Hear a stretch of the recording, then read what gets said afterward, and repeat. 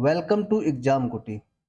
आज हमारा ये लेबर लॉस इन इंडिया की सीरीज में सेकेंड लेक्चर है। तो इसमें हम लोग बेसिकली जो समझेंगे वो लेबर कोड्स के बारे में समझेंगे। कुछ कोड है लेबर कोड इम्पोर्टेंट, जिससे इंडस्ट्रीज में लेबर जो है मतलब वर्कर और एम्प्लॉयर के बीच में जो रिलेशनशिप है वो बहुत अच्छा होता है। जो एम्प्लॉयर हैं उनको भी फायदा होता है और वर्कर्स जो है उनका भी एक्सप्लॉयटेशन नहीं होता है। तो उसी के बारे में हम लोग देखेंगे कि कौन कौन से कोड्स हैं और कैसे वो वर्क करते हैं। तो आइए चलिए देखते हैं। तो लेबर कोड्स यहाँ पे लिखा है द गेम चेंजर, मतलब लेबर कोड जो है वो इंडस्ट्रीज में वर्कर और एम्प्लॉयर्स के बीच में जो रिलेशन है उसमें कैसे साबित हुए, गेम चेंजर मतलब बहुत ही अच्छे साबित हुए हैं। तो जो वर्क फ्लो है मतलब सिंपल सा कि काम भी चलता रहे इंडस्ट्रीज में, प्रोडक्शन भी अच्छा हो और लोगों को दिक्कत भी ना हो। इसके लिए जो गवर्नमेंट ऑफ इंडिया है उसने 4 लेबर कोड्स मेनली बनाए हैं। तो उसमें पहला है कोड ऑन वेजेस, 2019 में बनाया है, जिसमें wages and payment related matters हैं पूरे। जिसमें मतलब जो लेबर है उसमें कितना पैसा कम से कम मिलना चाहिए, कब मिलना चाहिए, मतलब कि अगर ऑर्गेनाइज्ड है चाहे अनऑर्गेनाइज सेक्टर में, मतलब चाहे प्राइवेट हो चाहे गवर्नमेंट हो सेक्टर हो, किसी में भी वर्कर है तो उनकी सैलरी जो है उनका जो भत्ता है उसका क्या है, एक तरीके से फिक्स कर दिया कि कम से कम इतना तो देना ही पड़ेगा और टाइमली देना पड़ेगा। तो इस सबसे रिलेटेड जो भी पैसे के लेन देन से रिलेटेड है, मतलब जो मजदूरी है या जो भी भत्ता बोल दो, उससे रिलेटेड जितनी भी चीजें हैं वो कोड्स ऑन वेजेस में आएंगी, जो कि 2019 में बनाया गया था। दूसरा कोड जो है वो है इंडस्ट्रियल रिलेशंस कोड, जो कि 2020 में बनाया गया। इसमें डिस्प्यूट्स, स्ट्राइक और ट्रेड यूनियंस वगैरह आएंगी कि अगर कोई मुद्दा हो जाता है, कोई इशू हो जाता है वर्कर्स में और एम्प्लॉयर्स में, तो उनको संशोधन करने के लिए, समझाने के लिए या निपटाने के लिए क्या होना चाहिए, कोई कोड होना चाहिए जिसके थ्रू कुछ मतलब जो भी यानी कि मैटर्स हैं, इशूज है, वो सॉल्व करे जा सके। स्ट्राइक वगैरह अगर कोई करता है, हड़ताल वगैरह या ट्रेड यूनियंस वगैरह हैं, उनसे रिलेटेड जितने भी हमारे मुद्दे हैं वो सारे किस में आ जाएंगे, इंडस्ट्रियल रिलेशंस कोड में, जो कि 2020 में बना था। फिर उसके बाद थर्ड कोड है सोशल सिक्योरिटी कोड, जो कि वो भी 2020 में बनाया गया, जिसमें ईपीएफ मतलब evident provident fund, employer provident fund, और दूसरा है एम्प्लॉय सिक्योरिटी इंश्योरेंस और या पेंशन वगैरह। ये सारा मतलब जो सेफ्टी कैसे किसी भी वर्कर की किसी भी फैक्ट्री के अंदर, इंडस्ट्री के अंदर इंश्योर करी जाए, उससे रिलेटेड, मतलब सिंपल सा ये स्टेट और सेंट्रल और स्टेट गवर्नमेंट वगैरह बनाती है, ताकि अगर जैसे रिटायरमेंट वगैरह के बाद भी क्या है उनका वर्कर्स को कोई प्रॉब्लम ना आए, तो उसके लिए है। या फिर उन्हीं मतलब सिंपल सा कि उनका जो वेजेस होते हैं, जो सैलरी होती है, उसमें से कुछ हिस्सा कटता रहता है और कुछ हिस्सा मतलब हिस्सा देता है कौन, तुम्हारा जो वर्कर के जो एम्प्लॉयर है, एम्प्लॉयमेंट देने वाला। तो ऐसे मिला के मतलब जब लास्ट में क्या होता है, जब कोई भी कंपनी छोड़ता है या किसी की डेथ हो जाती है या रिटायर होता है, तो उसके टाइम पे उसको मिलता है। तो वो सारे रूल्स आएंगे तुम्हारे सोशल सिक्योरिटी कोड में।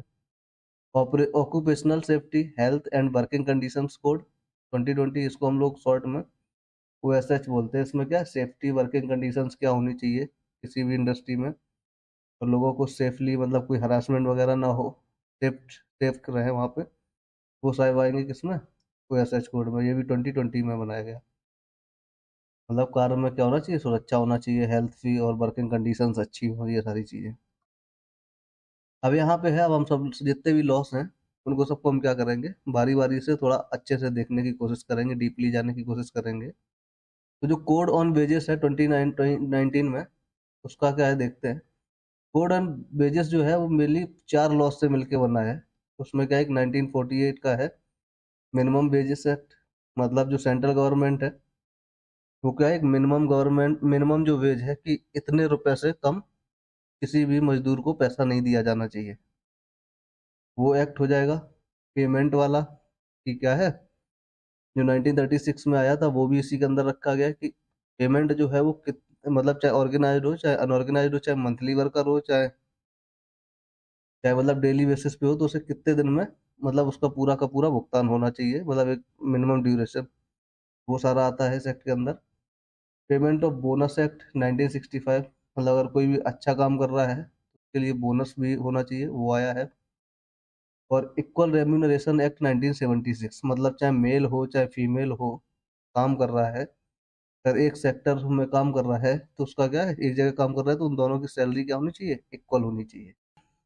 तो ये जो चारों लॉ है वो आएंगे तुम्हारे कोड्स ऑन वेजेस में, ये चारों एक्ट जो है, ठीक है। और चारों ही क्या है, वेजेस से तुम्हारे रिलेटेड है। कम से कम वेज कितना होना चाहिए वो निर्धारित, कि उससे कम नहीं होना चाहिए। पेमेंट कितने जल्दी हो जाना चाहिए, कितने ड्यूरेशन के अंदर, चाहे वो ऑर्गेनाइज सेक्टर का हो चाहे अनऑर्गेनाइज का हो। बोनस से रिलेटेड, और जेंडर के हिसाब से उनका कम ज़्यादा पैसे ना होना चाहिए, किसी की सैलरी नहीं होना चाहिए अगर एक जगह काम कर रहे हैं, उससे रिलेटेड। तो इसका उद्देश्य क्या है बेसिकली, तो इसका उद्देश्य सिंपल है, regulate wages and ensure minimum wages payment across all sectors. चाहे वो कोई भी सेक्टर हो, चाहे प्राइमरी सेकेंडरी टर्शियरी, प्राइमरी मतलब एग्रीकल्चर वगैरह, या सिंपल सा वैसे छोड़ दो तो ऑर्गेनाइज्ड और अनऑर्गेनाइज्ड, जिसमें मतलब काम जो है वो कैसा है, मतलब या तो गवर्नमेंट वाला है या प्राइवेट वाला है, हर जगह क्या है, वेजेस को मिनिमम वेजेस और पेमेंट वगैरह की जो दिक्कत है वो कहीं ना आनी चाहिए, रेगुलेट होना चाहिए। Eliminate discrimination in wages on the basis of gender, वही सिंपल हमने बताया, या कोई और भी रीजन से, कि अगर एक जगह काम कर रहे हैं तो दोनों का वेजेस क्या होना चाहिए, सेम होना चाहिए, डिस्क्रिमिनेशन नहीं होना चाहिए। Create a unified legal framework for both organised and unorganise sector, वही सिंपल सा लीगल फ्रेमवर्क होना चाहिए, मतलब जो चीज़ है उसी चीज़ पे, मतलब जो रूल्स वगैरह हैं उन्हीं के हिसाब से काम करें। अब आगे देखते हैं यहाँ पे कि की प्रोविजंस क्या है इसके, इस कोड के मतलब क्या क्या मेन प्रावधान है। तो यहाँ पे uniform definition of wages, the same wage definition is now used across all labour codes. मतलब सिंपल सा बात है कि हर एक इंसान को क्या होना चाहिए, बराबर, मतलब एक जगह अगर काम कर रहे हैं तो सेम वेज मिले।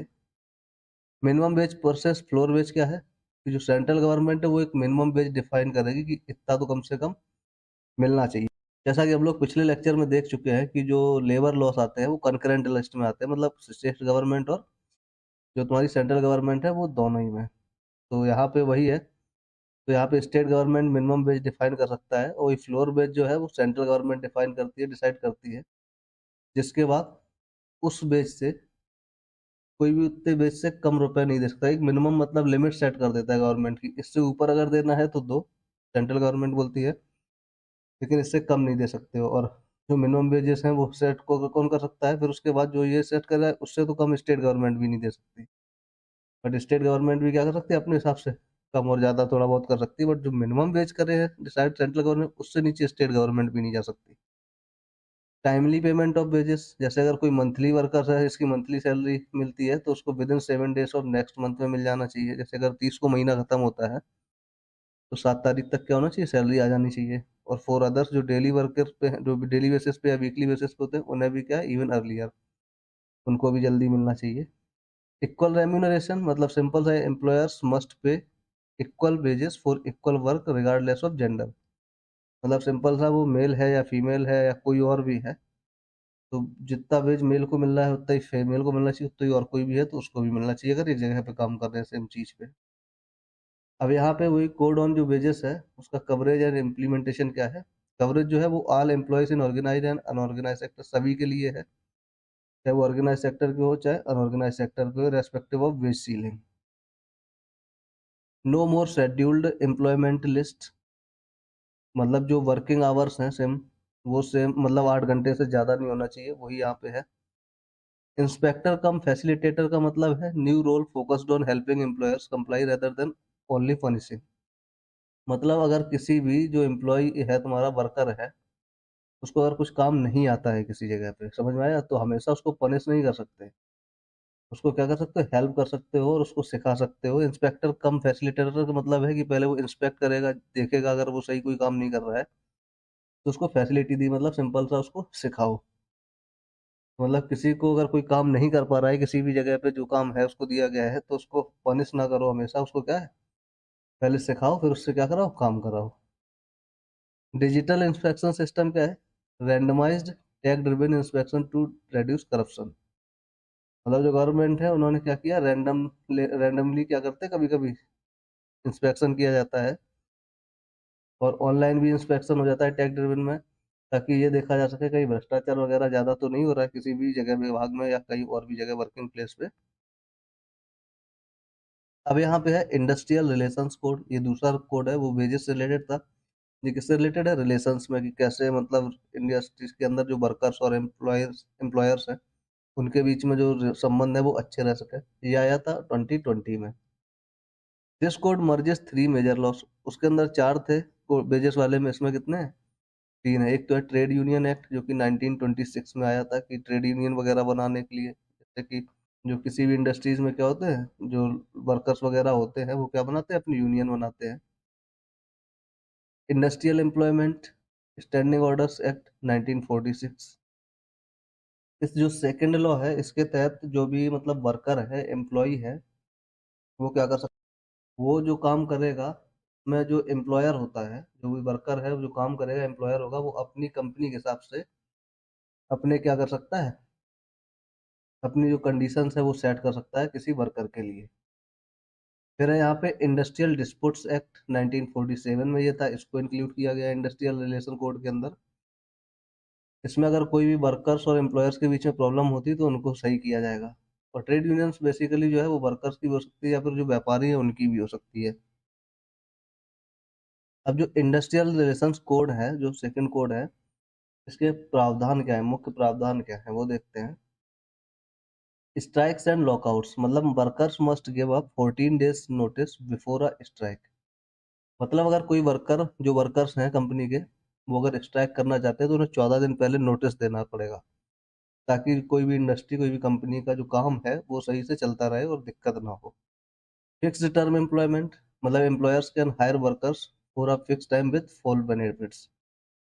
जो एम्प्लॉयर हैं वो किसी भी वर्कर को किसी फिक्स टाइम के लिए हायर कर सकते हैं, और जो उनको बेनिफिट्स मिलेंगे वो एक रेगुलर वर्कर की तरह दे सकते हैं, देना पड़ेगा। स्टैंडिंग ऑर्डर्स में mandatory for establishment with over 300 workers. कोई भी ऑर्डर है, कोई भी कंडीशन है अपने हिसाब से बनाने के लिए, वो कम से कम उसमें सपोर्ट कितने लोगों का होना चाहिए, 300 वर्कर्स का। डिस्प्यूट रिजोल्यूशन, मतलब जो डिस्प्यूट्स वगैरह है, disputes to be handled by conciliation. अगर कोई भी डिस्प्यूट होता है वर्कर्स और एम्प्लॉयर के बीच में, तो जो सुलझाना होगा, उसमें या तो कोई गवर्नमेंट जो एम्प्लॉय होता है, गवर्नमेंट अपॉइंटेड जो ऑफिसर होता है वो हेल्प कर सकता है उनके दोनों के डिस्प्यूट्स को सुलझाने में, या फिर आर्बिट्रेशन, कोई और भी लोग मध्यस्थता कर सकते हैं, कोई जो मतलब अच्छा दबदबा रखता हो। नहीं तो फिर क्या होगा, लेबर कोर्ट जो है वहां पे जाके होगा। तो मतलब जो डिस्प्यूट्स अगर होते हैं वर्कर्स और एम्प्लॉयर्स के बीच में, तो उसका कोई गवर्नमेंट ऑफिसर जो होता है अपॉइंटेड इस काम के लिए, वो कर सकता है उनमें हेल्प, या फिर कोई उनके हिसाब से दोनों में जो मतलब बन जाए कि ये इंसान कर सकता है, मतलब मध्यस्थता करने वाले होते हैं जो बहुत सारे लोग, या फिर कोई लेबर कोर्ट होगा, वहां पे जाना पड़ेगा। तो मतलब उसके लिए भी प्रावधान है कि कोई भी डिस्प्यूट होता है तो उसको भी कहीं ना कहीं किसी लेवल पे जाके उसको सही किया जा सकता है। अब trade unions under industrial relation code, तो यहाँ पे कुछ जो ट्रेड यूनियंस हैं तो वो कैसे बनती हैं, मतलब कोई ट्रेड यूनियन बननी है इंडस्ट्रियल रिलेशनशिप कोड के अकॉर्डिंग, मतलब इसमें दिया है प्रावधान की ट्रेड यूनियन बनाई जा सकती है। वो कैसे बनती है? तो recognition of sole negotiation union, अगर कोई यूनियन बनाएगा तो उसमें क्या होना चाहिए, कम से कम जो कहाँ जहाँ काम कर रहे हैं उसमें 51% या उससे ज़्यादा लोगों का सपोर्ट होना चाहिए, तब वही किसी ट्रेड यूनियन को मतलब एक मान्यता दी जाएगी कि हाँ अच्छा, इनका वर्कर्स का ये यूनियन है या किसी व्यापारी का ये यूनियन है। तो उसके लिए जहाँ पे भी काम कर रहे हैं, जिस जगह के लिए बनाई जा रही है, उसमें कम से कम 51% लोगों का सपोर्ट होना चाहिए, और उससे ज़्यादा ही। रजिस्ट्रेशन प्रोसेस सिंप्लीफाइड, मतलब थोड़ा सही भी, रजिस्ट्रेशन प्रोसेस को थोड़ा सिंप्लीफाई भी किया गया, कम से कम 7 लोग होना चाहिए minimum. Must submit rules objectives audit details, मतलब सिंपल सा क्या नियम बनाएंगे, क्या करेंगे, ये उद्देश्य क्या है, और ऑडिट डिटेल्स, मतलब जो भी उनको चाहिए होगा जहाँ पे भी ये अपने आप को वो कराएंगे रजिस्टर, वहाँ पे ऑफिसर्स को सारी डिटेल्स वगैरह देनी पड़ेंगी। Multiplicity of unions addressed, encourages one dominant union पर एस्टेब्लिशमेंट। सिंपल सा ये है कि सब लोग ये चाहते हैं, जो गवर्नमेंट है, कि किसी भी इंडस्ट्री के अंदर क्या होना चाहिए, एक ही यूनियन होनी चाहिए, और वही ज़्यादा अच्छा है। तो क्योंकि क्या हो सकता है कि फिर अगर मल्टीपल यूनियंस होंगी तो उनमें अभी आपस में झगड़े हो सकते हैं। सोशल सिक्योरिटी कोड, अब देखते हैं, ये थर्ड लॉ है जो सोशल सिक्योरिटी कोड, जो 2020 में ये भी बना है। इसका क्या है, इसका इंट्रोडक्शन देख लेते हैं। इसके अंदर जो है वो 9 लॉस है एक ही कोड के अंदर। एक है इसमें एम्प्लॉयज प्रोविडेंट फंड एक्ट, मतलब सिंपल सा जैसे रिटायरमेंट वगैरह के बाद क्या होता है, पैसा जो मिलता है जिसमें थोड़ा सा काम से मिलता है वो पैसा, कुछ पैसा एम्प्लॉयर्स की जो वर्कर है उसकी सैलरीज करता रहता है, और थोड़ा बहुत जो एम्प्लॉयर है उससे मिलता है, तो लास्ट में वो पूरा मिला के दे दिया जाता है। एम्प्लॉयज स्टेट इंश्योरेंस एक्ट, वो भी इसी तरह से, कोई की अगर डेथ वगैरह हो जाती है या कोई रेजिग्नेशन ले रहा है, तो सिंपल सा कह सकते हैं कि हेल्थ वगैरह के लिए जो पैसा कटता रहता है थोड़ा थोड़ा थोड़ा, वो किसी भी जरूरत पे जब होगा तो वो क्या होगा, मिल जाएगा उसको, किसी भी एम्प्लॉयर को। मैटरनिटी बेनिफिट एक्ट, कोई अगर प्रेग्नेंट है लेडी तो उसको क्या बेनिफिट होना चाहिए, कुछ मतलब सपोर्ट मिलना चाहिए पैसे से, वो है। पेमेंट ऑफ ग्रेट्यूटी एक्ट, मतलब अगर किसी की डेथ वगैरह हो जाती है तो उसको क्या है, वर्कर्स की जो मतलब ऑर्गेनाइजेशन है उसकी तरफ से पैसा मिलता है, वो। तो यहाँ पे उद्देश्य क्या है इसका, provide social protection to all category of workers, formal, informal, gig and platform. मतलब जो फॉर्मल है, चाहे वो सरकारी हो चाहे प्राइवेट सेक्टर में हो, चाहे गिग वाले हो, गिग मतलब किसी कॉन्ट्रैक्ट बेस पे, और प्लेटफॉर्म मतलब जैसे कोई ऑनलाइन, अभी तो बहुत सारे वर्कर्स काम करते हैं वर्क फ्रॉम होम वगैरह जैसे डिजिटल प्लेटफॉर्म के थ्रू, उनके लिए भी। अब यहाँ पे जो ग्रेट्युटी है, जैसे बताया किसी की डेथ वगैरह हो जाए या कोई रेजिग्नेशन वगैरह दे रहा है, तो उसको कैसे पैसा मिलेगा, कितना पैसा मिलेगा। ग्रेट्युटी को कैलकुलेट करने के लिए होता है 15 into last drawn salary into years of service upon 26, इस तरीके से कुछ पैसा मिलता है इनको इकट्ठा एक साथ, तो वो होता है, ठीक है। तो जैसे 15 क्या है, 15 डेज ऑफ वेज, मतलब जो सैलरी मिलती है उसका 15 दिन का वेज कितना हुआ। लास्ट ड्रॉन सैलरी कितनी हुई, जिसमें basic salary plus dearness allowance रहता है, अपॉन 26, मतलब वर्किंग डेज जो एक मंथ में होते हैं एवरेज, वो।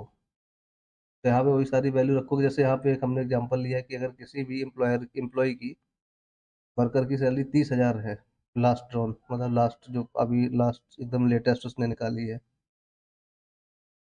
एंड वर्क फॉर 10 ईयर्स, और उसने टोटल 10 साल, सॉरी 10 साल हाँ काम किया है, तो उसका ग्रेट्युटी जो होगा वो 15 into last drawn salary 30,000, and work for last 10 years, तो 10 और अपॉन जो 26 होता है एवरेज मंथ, उससे डिवाइड कर दोगे तो उसको इतना ग्रेट्युटी, मतलब जब वो रिजाइन कर रहा है या जब उसकी डेथ हुई तो इतना पैसा उसको मिलना चाहिए, जैसे यहाँ पे कितना आ जाएगा, 1,70,000, 73,077 रुपीज। अब आते हैं हम लोग सोशल सिक्योरिटी कोड के की फीचर्स में, मतलब मुख्य इसके फीचर्स क्या है। तो पहला है यूनिवर्सल कवरेज, मतलब first time inclusion of gig workers, platform workers and unorganised workers, मतलब पहली बार कहीं पे भी जो मतलब कॉन्ट्रैक्ट बेस्ड होते हैं, मतलब अपने इंडिया के अंदर जो सोशल सिक्योरिटी कोड जब बना 2020 में, तो पहली बार इंक्लूड किया गया गिग वर्कर को। गिग वर्कर मतलब जो कॉन्ट्रैक्ट बेस पे होते हैं, और प्लेटफॉर्म वर्कर्स को भी पहली बार इंक्लूड किया गया इन सभी संसाधनों के लिए, या मतलब जो बेनिफिट्स हैं। प्लेटफॉर्म वर्कर्स मतलब जो डिजिटली काम करते हैं किसी प्लेटफॉर्म के थ्रू किसी भी ऑर्गेनाइजेशन के लिए, और अनऑर्गेनाइज्ड वर्कर्स को भी, जो मतलब प्राइवेट सेक्टर में काम करते हैं उनके लिए। अब यहाँ पे नेशनल डेटाबेस इसमें बनाया गया, मतलब सेंट्रलाइज्ड वर्कर रजिस्ट्रेशन। इस कोड के थ्रू जितने भी वर्कर्स हैं, मतलब जो काम करने वाले हैं इंडिया में, सारे लोगों को वर्क रजिस्ट्रेशन किया गया, मतलब सिंपल सा जो ई श्रम चलाया है गवर्नमेंट ने, उसके थ्रू सारे लोगों को क्या किया गया, रजिस्टर किया गया, ताकि गवर्नमेंट के पास एक डेटा रहे कि इतने हमारे यहाँ पे एम्प्लॉय हैं। वॉलंटरी स्कीम्स क्या है, informal workers can opt into pension and insurance schemes, मतलब जो गवर्नमेंट है उसने कुछ इंश्योरेंस और पेंशन स्कीम्स चलाई, जिसमें जो इनफॉर्मल वर्कर्स हैं, जो प्राइवेट वर्कर्स हैं, मतलब वो भी रजिस्टर कर सकते हैं, ताकि जब वो रिटायर हों, मतलब जब उनकी काम करने की क्षमता न रहे, तो वो क्या कर सके, मतलब वो उस चीज का बेनिफिट उठा सके उन स्कीम्स का। एग्रीगेटर्स कंट्रीब्यूशन, यहाँ पे जैसे platform like Uber, Swiggy to contribute to social security, मतलब जो और भी जैसे ऊबर वगैरह वाले, जो मतलब अपनी एक प्राइवेट कंपनी चलाते हैं, प्लेटफॉर्म्स वाले जो है, इसमें मतलब जैसे कि अब सिंपल सा ऊबर में जो काम कर रहा होगा या स्विगी में कर रहा होगा, वो कैसे होंगे प्लेटफॉर्म वर्कर्स, मतलब एक पर्टिकुलर टाइप के प्लेटफॉर्म के लिए वो काम कर रहे हैं, तो उसमें भी ऐसे लोग काम, बहुत सारे लोग काम कर रहे होंगे, तो इस कोड के थ्रू क्या होगा, उन वर्कर्स को भी क्या मिलेगा, हेल्प मिलेगा। अब आगे देखते हैं यहाँ पे एग्जांपल्स ऑफ वॉलंटरी स्कीम्स। जो हमने बताया कि जो गवर्नमेंट है अपनी इंडिया की, उन्होंने ये भी प्रावधान रखा है कि जो अदर सेक्टर्स में, जैसे प्राइवेट सेक्टर वगैरह में जो लोग काम कर रहे हैं, जैसे गिग वाले प्लेटफॉर्म वगैरह हुए, इनमें क्या है, उन लोगों को पैसा नहीं मिल पाएगा। जैसे पेंशन वेंशन का जो गवर्नमेंट वाली स्कीम है उनका फायदा उठाना हो, तो उसके लिए भी गवर्नमेंट ने क्या किया, प्रावधान बनाया। जैसे अटल पेंशन योजना है, गवर्नमेंट ऑफ इंडिया की है। 60 साल का जब वो इंसान हो जाएगा, क्योंकि वो ई श्रम पे क्या करके रखा है रजिस्ट्रेशन, जैसे उसकी उम्र 60 साल होगी तो उसको वो बेनिफिट मिलेगा। और ये जो होता है वो क्या है, 18 से 40 साल का कोई भी वर्कर उसमें रजिस्टर करवा सकता है। पीएम श्रम योगी मनधन, ये मिनिस्ट्री ऑफ लेबर का है। इसमें 3000 रुपीज पर मंथ मिलेगा pension. Unorganise sector workers earning less than 15,000 पर मंथ, ये उनको मिलेगी जिनकी सैलरी 15,000 से कम है, अनऑर्गेनाइज सेक्टर में काम करते हैं उनको। प्रधानमंत्री जीवन ज्योति बीमा योजना, ये गवर्नमेंट ऑफ इंडिया की है। इसमें क्या है, 2 लाख लाइफ इंश्योरेंस कवर मिलेगा।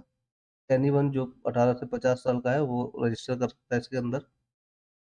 प्रधानमंत्री सुरक्षा योजना, सुरक्षा बीमा योजना, ये भी गवर्नमेंट ऑफ इंडिया की है। अगर किसी का एक्सीडेंट वगैरह हो जाता है कुछ भी, तो वो 2 लाख रुपए मिलेगा। इसमें रजिस्टर कर सकते हैं जो भी 18 से 70 साल के लोग हैं वो। ई श्रम पोर्टल है मिनिस्ट्री ऑफ लेबर का लॉन्च किया हुआ। Centralised registration for all unorganised workers, मतलब इसमें क्या है, गवर्नमेंट को रजिस्टर कर सकते हैं ताकि गवर्नमेंट के पास क्या रहे, एक उनका डेटा रहे। ऑल इनफॉर्मल वर्कर्स, मतलब जो भी गवर्नमेंट एम्प्लॉय नहीं है वो सारे के सारे लोग इस पे कर सकते हैं। तो बेसिकली जैसे ये है अटल पेंशन योजना, इसमें क्या होगा कि जो 55 रुपये होंगे वो हर महीने जमा करना पड़ेंगे तुम्हें। और इसमें अप्लाई करना पड़ेगा किसके थ्रू, ई श्रम पोर्टल के थ्रू। और फिर जब 50-60 साल का इंसान हो जाएगा तो उसको क्या है, पेंशन मिलेगी। तो यही है सिंपल सा, और इसी तरह से ये सारे और हैं, इनको भी वैसे ही अप्लाई कर सकते हैं। तो यही आज हमारा सेकंड लेक्चर हम लोग यहीं खत्म करते हैं। और जो फोर्थ हमारा कोड रह गया है OSH कोड, वो हम लोग अगले लेक्चर में देखेंगे, और आगे जितने भी इम्पोर्टेंट लेक्चर बन सकेंगे उतना हम बनाएंगे। चलिए यहाँ पे ही इसको खत्म करते हैं, क्योंकि लेक्चर क्या हो जाएगा, बड़ा हो जाएगा फिर। तो धन्यवाद। और हमारे चैनल को लाइक शेयर और सब्सक्राइब कीजिए ताकि हम भी मोटिवेटेड रहें और आगे ऐसे ही वीडियोस को बनाते रहें।